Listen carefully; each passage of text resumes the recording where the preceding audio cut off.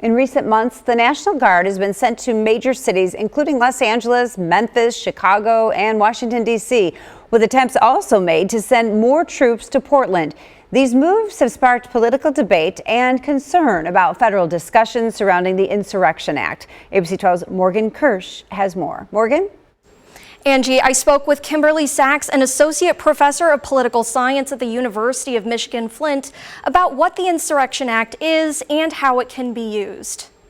Saks defines the act as when a president can send either troops or National Guard, depending on the situation, into a particular area to secure the peace. And it usually hinges on whether there is an uprising of some sort where the law cannot be maintained. To invoke the Insurrection Act, the president would need to announce that there is an emergency warranting the deployment of national troops. It's not a suspension of other laws, but rather it's there to help other laws continue to occur.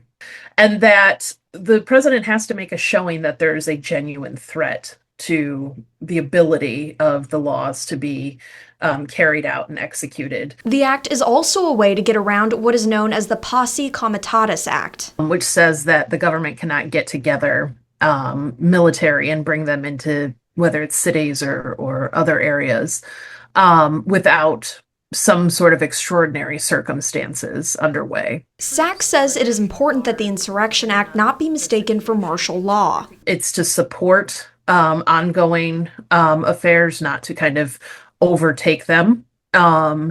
And it would mean that there's just a very heavy presence of military, whether that's National Guard or traditional military troops that we have not really seen in major cities before. Saks says terms like the Insurrection Act are raising questions among young people who have never seen the act enforced in their lifetime.